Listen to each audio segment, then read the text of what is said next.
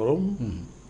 Mais on est dans les forats, je dis c'est peut-être le 23e en 24 ans.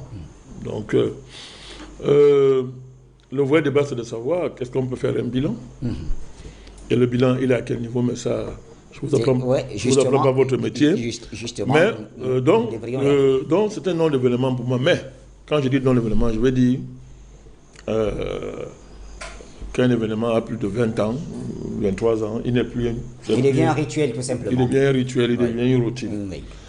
Alors, quand on a dit, ça ne veut pas dire qu'on va cracher sur ce que c'est la signification réelle du partenariat entre la Chine et les pays africains. Non, et là, nous ne répétons pas ce que dit la Chine. La Chine parle en ce moment-là pour la Chine, même si elle dit je parle aux Africains. C'est elle qui définit les contours de ce partenariat. Même si je veux dire qu'en coulisses, avant ça, il y a une espèce de diplomatie de ce forum-là qui essaie de s'assurer quand même que bon, ok, voilà ce que nous on va faire. Mais en dernier instance, c'est la Chine qui décide ce qu'elle va faire. Oui, c'est la Chine qui organise. Oui, puisque c'est un rapport. C'est l'agenda en fait. Non, c'est un rapport de donateurs et de bénéficiaires. C'est la Chine qui décide.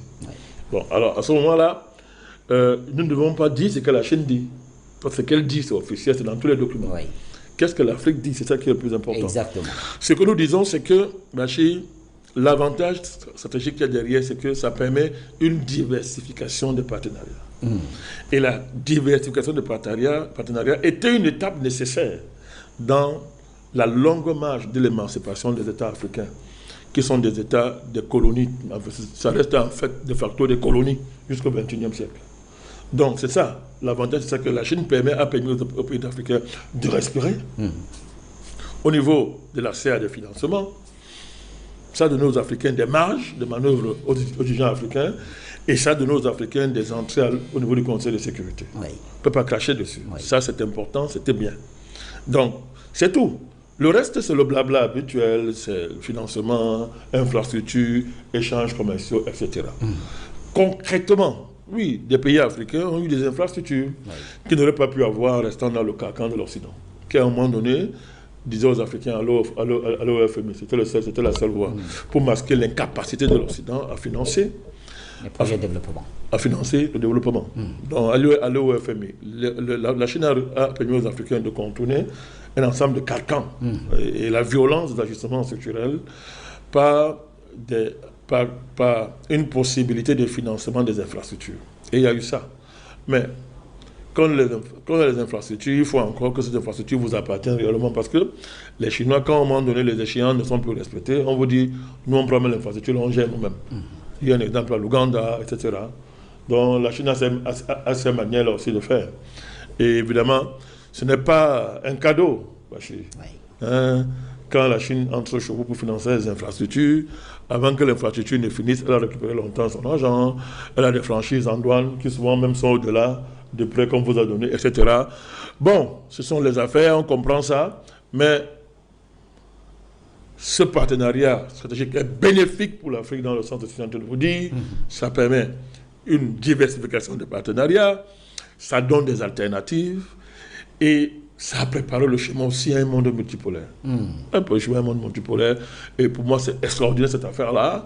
Nous, les panafricanistes, ont travaillé à l'avènement de ce monde-là, mais la Chine, avec son forum, préparait déjà lui aussi le monde multipolaire. Parce que quand la Chine lance ce forum, il y a des batailles à mener pour que le yuan devienne une devise. Il faut que la Chine s'impose dans le carcan de l'Organisation économique mondiale dominée par l'Occident. Facilitation des échanges avec les monnaies locales, etc. Très bien.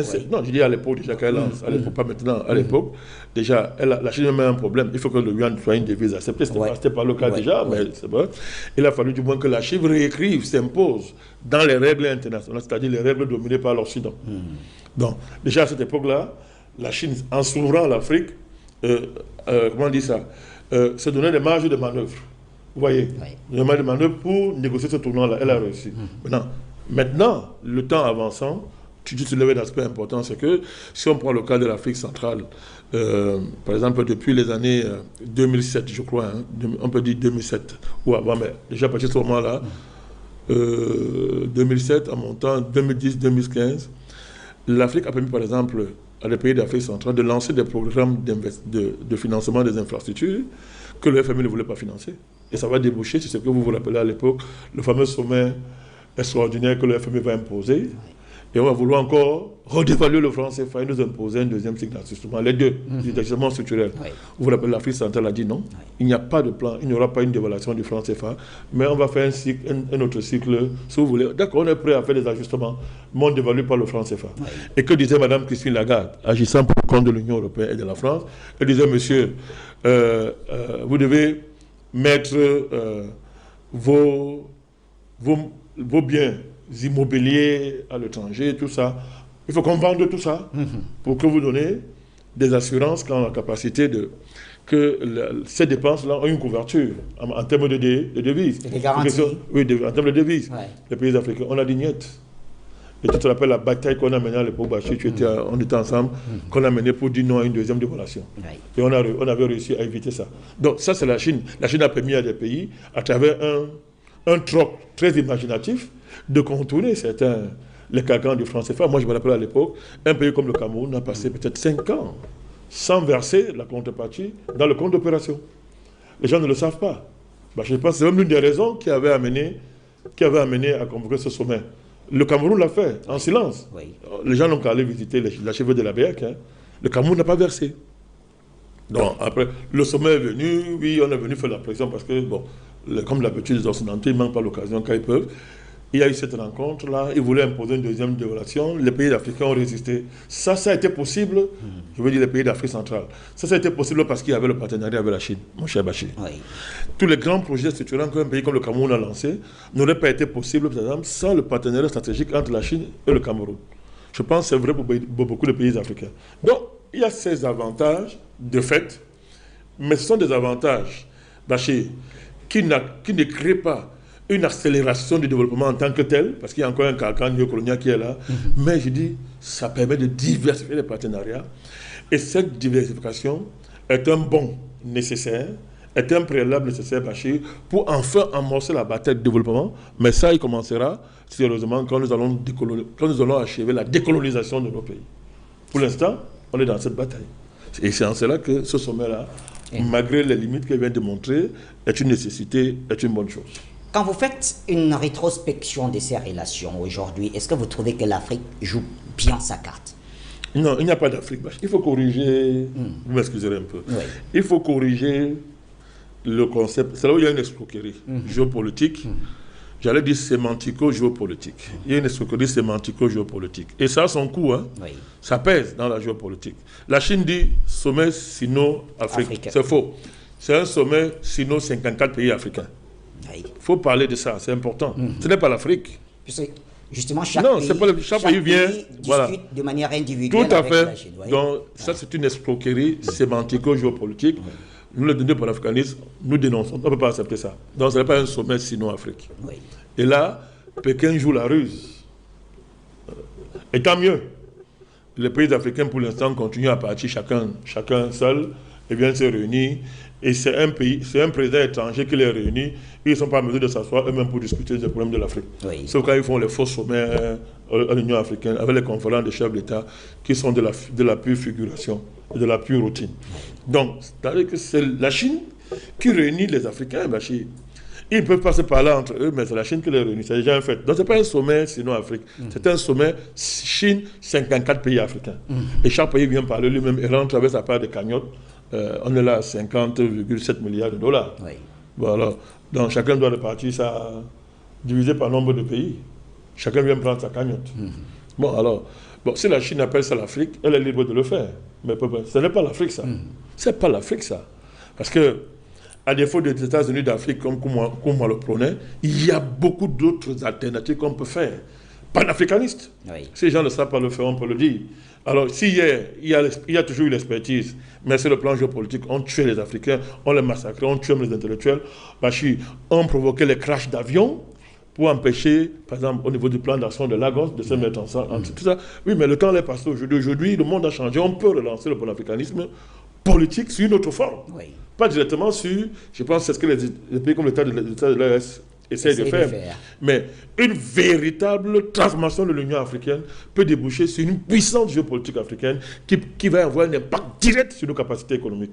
Mais ça, je répète encore, qu'on a un faux truc comme ça qu'on appelle l'Union africaine qui ne sert à rien, ça joue plutôt contre le panafricanisme. Donc 54 pays vont s'asseoir autour du chef mandarin qui est assis là, et vous venez vous asseoir et vous reçoit. Chacun est content d'être reçu. Le président Gbagbo, à son temps, avait dit que ça ne servait à rien. On vous reçoit très bien, on vous flatte, mais vous savez que vous ne pesez rien. Un petit pays africain devant l'immense Chine. Oui. Le débat est clos. Et la Chine, donc, va... la Chine dit sommet Afrique-Chine. Même le sommet Russo-Afrique, c'est un faux sommet. Là encore, il y a l'escroquerie sémantico-géopolitique. Oui, ce sont nos amis, mais vous savez que nous, l'amitié se nourrit de vérité. Et pour nous, c'est le rapport que nous avons les Russes, ils le savent. Pour ce qui me concerne. Donc, oui. Vous l'avez très souvent dit. Non, en l'état actuel, sur la forme actuelle... Attendez, cette escroquerie sémantico-géopolitique n'est pas la faute des pays qui accueillent, qui organisent le sommet. C'est l'incapacité des chefs de l'État à avoir une véritable concertation géopolitique.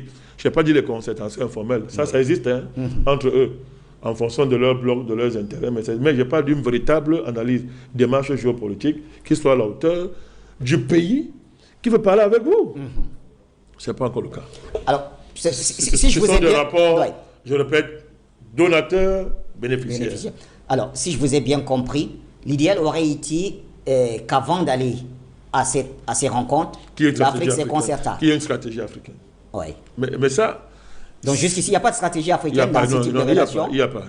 Et c'est la faiblesse principale de l'Afrique. C'est-à-dire que, donc, quand on dit pas Afrique, bon, chaque pays va et tire ça. C'est pas mal. C'est mieux que de ne rien avoir. C'est bien. Mais quand on ne dit pas qu'Afrique. Une stratégie africaine aurait permis de peser mieux. Pourquoi il n'y a pas une stratégie africaine? Mais parce qu'on n'a pas beaucoup de présidents panafricanistes, c'est tout. On n'a pas une élite panafricaniste.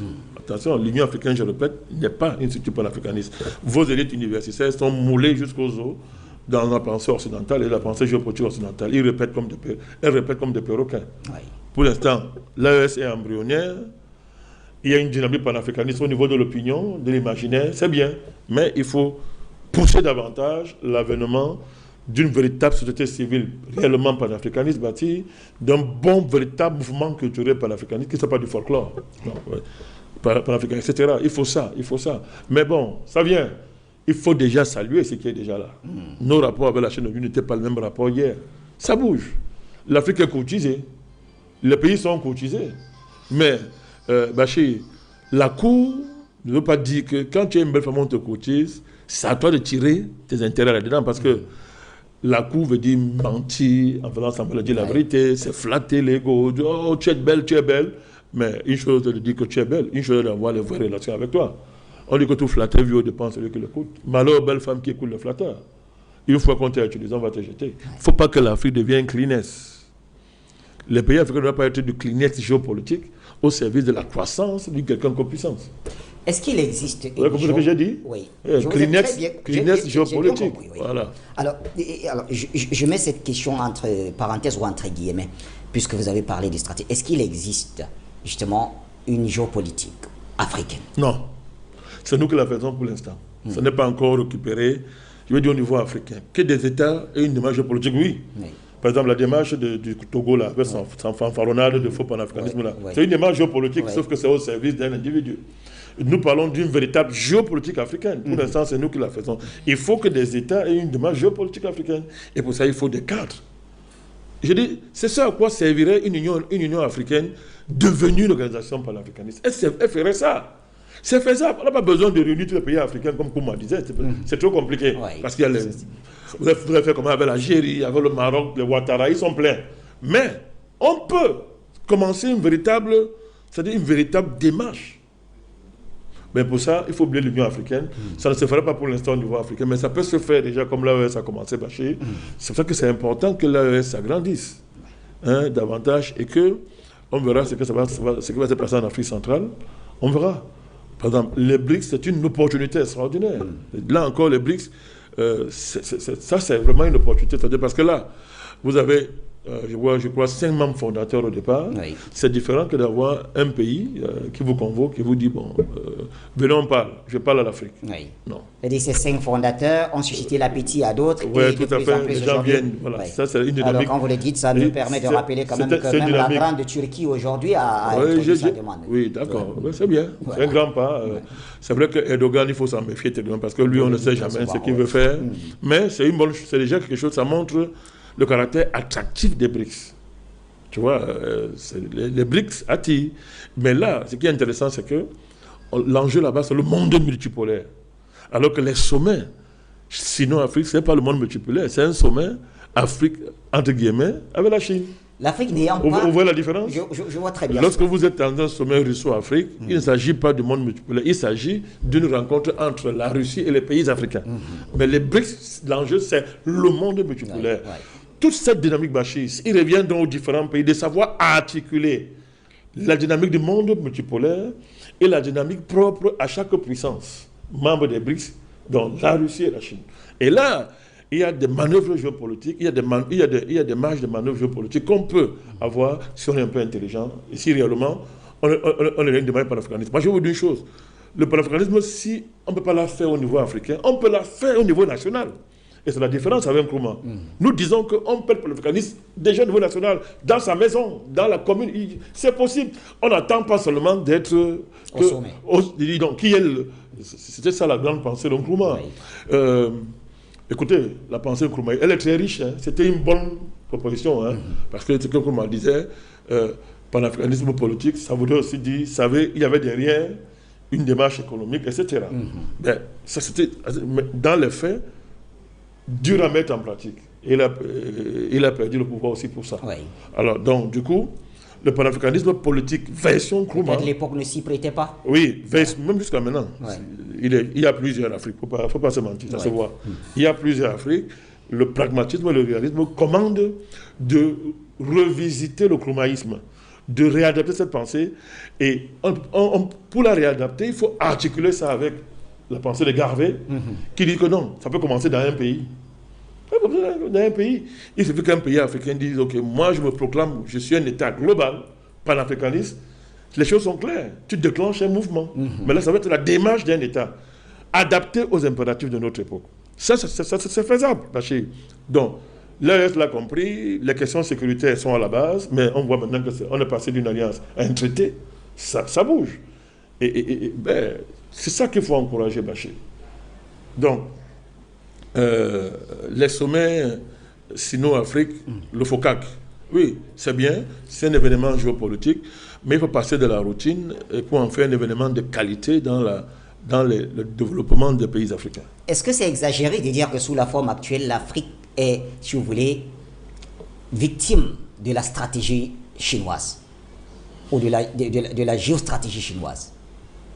Non, je ne sais pas si on peut parler de victimes. C'est surtout au chef d'État qui vont vous dire que vous êtes fous. C'est 50, il y a au moins 50 participants. Hein. Ouais. 50. Ouais. Non, 50 États, c'est le plein. Mais est-ce que l'Afrique peut imposer son point de Oui, vue elle dans peut, une rencontre comme celle-ci? elle peut, avec de l'intelligence. Il faut s'organiser, elle peut. Mais ce travail, ils ne veulent pas le faire. Ils ne veulent pas le faire. Puisqu'ils savent tout. Moi, je vous dis comment on peut le faire.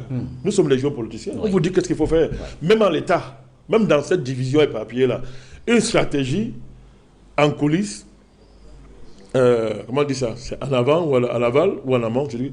Une stratégie, je crois, en aval, peut être mise en œuvre pour qu'on arrive là-bas, chaque pays arrive là-bas, mais il y a maximiser la force. C'est-à-dire que la démarche comment on dit ça? La démarche de mutualisation de stratégie peut se faire avant d'aller au sommet. Vous mutualisez stratégiquement avant et vous allez en disperser. Mais vous étiez organisé avant. Ça peut se faire. Oui. Il y a beaucoup de choses, ça peut Et se on faire. constate juste pendant les échanges que les mais besoins sont les mêmes. qu'en fait, il y a une stratégie. Oui. Mais celui qui est en face ne peut rien faire contre ça. Est-ce qu'on pourrait... Vous voyez, Oui. mais ça, je dis, il n'y a pas de volonté au niveau des États de le faire. Chacun se contente pour l'instant d'aller à titre individuel. Mais, vous savez, il y a une dimension subjective, il y a une dimension objective dans l'analyse du panafricanisme. La dimension subjective, c'est les sentiments. On devait faire ça, on devait faire ça. Ça, c'est une analyse pour enfants. Oui. Qu'il faut faire ça, bon. Et puis on est sur un plateau, bien dans sa web télé, on golfe, on pense que le monde... Non, c'est pas ça. Il y a la dimension objective, c'est qu'on prend les États tels qu'ils sont et on avance avec. Vous voyez, on ne rêve pas. Oui. On les prend tels qu'ils sont et on fait une stratégie pour avancer. C'est ce que nous on a fait quand on a lancé le mouvement pour l'africanisme. Oui. Mais il y en a qui pensent que dès qu'ils ont fait une publication, les États doivent se plier. Quand les États ne se plient pas, ils disent qu'ils sont le saumon, ils donnent les leçons. Non, c'est pas ça c'est pas ça pour l'africanisme. Les dimensions subjectives et les dimensions objectives doivent être articulées dans une démarche pragmatiste, mais stratégiquement novatrice. Oui. Et qui ouvre les perspectives. Mais, comme je l'ai dit, le monde tel qu'il est, c'est une chose. Le monde tel qu'on veut qu'il soit, c'est autre chose. Oui. Le génie consiste à savoir articuler la passion dans le combat pour un monde nouveau, une Afrique nouvelle, et le réalisme dans la manière de diligenter une stratégie et une tactique. Et ça, c'est pas la portée de tout le monde. Et beaucoup de gens sont panafricanistes en bavardant, mais ils n'ont jamais appris. C'est que les exigences tactiques, stratégiques et géopolitiques qui sont au cœur du combat panafricaniste. Et ça les amène à prendre les vessies pour des lanternes. Et beaucoup de gens rêvent. Donc, par rapport à ça, les choses sont claires, Bachir. C'est bien tout ça. Mais l'Afrique est arrivée à un niveau, il doit dépasser ça. Ouais. Il faut dépasser ça. Et je vous dis, d'ailleurs, c'est important parce que dans le contexte actuel, contrairement à ce qu'on croit, la Chine elle-même gère une mutation que beaucoup de gens ne voient pas. Ben, la Chine, c'est 700 millions de pauvres sortis de la pauvreté. C'est l'émergence d'une classe moyenne puissante qui a du pouvoir d'achat. Et plus le pouvoir d'achat d'une classe moyenne augmente, plus on ronge le profit, le profit nécessaire à booster l'investissement, que ce soit dans l'innovation technologique ou dans les moyens de production, font que le capitaliste, qu'il soit d'État ou privé, il cherche des horizons plus heureux en termes de profit. Oui. Ce que ça veut dire, tout le monde observe un ralentissement de la croissance en Chine. Mais contrairement aux Occidentaux qui dénigrent les sommets là, nous on ne fait pas comme eux. Le ralentissement de la croissance ne veut pas dire que la Chine se sous-développe. Non. Il y a la croissance ralentie, mais en termes de qualité, la Chine a avancé avec, s'il faut parler comme les analystes classiques de l'économie, avec la classe moyenne. Oui. Vous comprenez, Bachir? Mais la Chine aujourd'hui doit concilier un marché intérieur, le pouvoir d'achat des classes moyennes, Bachir, et le même élan en termes de croissance. Ça veut dire quoi? Ça veut dire que l'Afrique offre une opportunité. Ça veut dire quoi? La Chine est une opportunité pour la Chine. L'Afrique, pardon. Pourquoi? Et c'est en cela que l'Union africaine se vante pourquoi avec sa ZLF-CAF. Oui. Ouais, parce qu'elle se dit... libre-échange. Oui, libre-échange. Oui. Donc, la Chine peut délocaliser certaines industries qui ne sont plus rentables dans le cadre du marché chinois en Afrique. C'est pour ça que beaucoup ont dit, et c'est le but de l'Union africaine, faisons de l'Afrique le dernier atelier du monde. Oui. Hein? Donc on reprend la démarche chinoise à l'Afrique. Vous voyez un peu. Oui. Mais Bachir, sauf qu'il y a une différence terrible. La Chine est devenue l'atelier du monde dans un pays dirigé par un parti communiste, avec des orientations précises, un contrôle monétaire, des partenariats qu'on impose aux entreprises étrangères en termes de transfert de technologie et un investissement dans l'éducation qui a préparé une classe d'inventeurs, une classe de jeunes Chinois capables de reprendre dans leur propre compte les technologies occidentales. Oui. Mais en Afrique, ça n'existe pas. Des néocolonies et des colonies ne peuvent pas faire ce que la Chine a fait. C'est pour ça que je suis contre la ZLF-CAF c'est du n'importe quoi. Mais il devient donc la possibilité était qu'une démarche plus intelligente, une démarche plus audacieuse de la part des dirigeants africains aurait permis d'exploiter ça. De fait que, vous voyez donc que si les pays africains avaient un minimum de stratégie, ils viendraient même à ce sommet en position de force. Oui.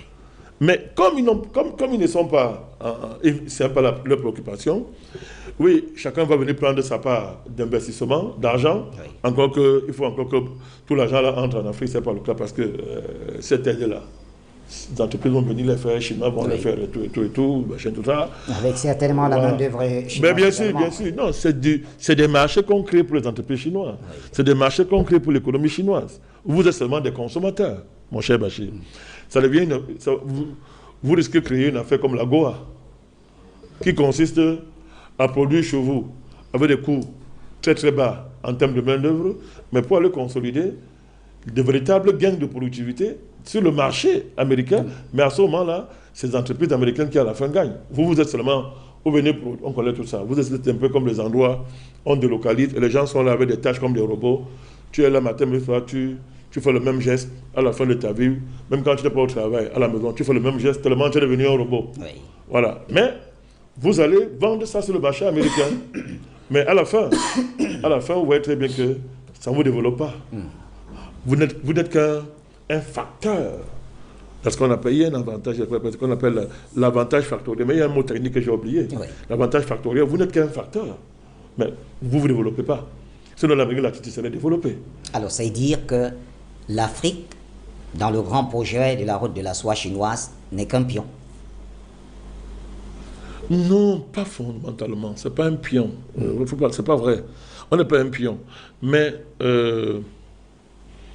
on bénéficie des donations financières dans des conditions qui, sur le plan de la qualité économique, n'est pas notre avantage. Pour la simple raison que Bachir, développer un pays ne vient jamais de l'extérieur. Quelle que soit la volonté de la Chine, elle ne peut pas vous développer. Parce que personne n'a développé la Chine à la place des Chinois. Oui. Donc c'est ça le problème. Donc vous recevez des financements, les États africains, ils trouvent leur compte, c'est pour ça qu'ils couvrent tout cela. Il y aura des infrastructures qui vont venir, mais le vrai gain en termes de qualité, c'est la Chine qui va en profiter.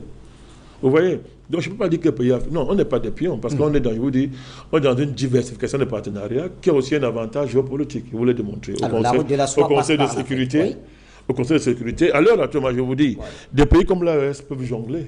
Moi, je vous dis un avantage, par exemple, que les pays peuvent avoir, jongler le franc CFA.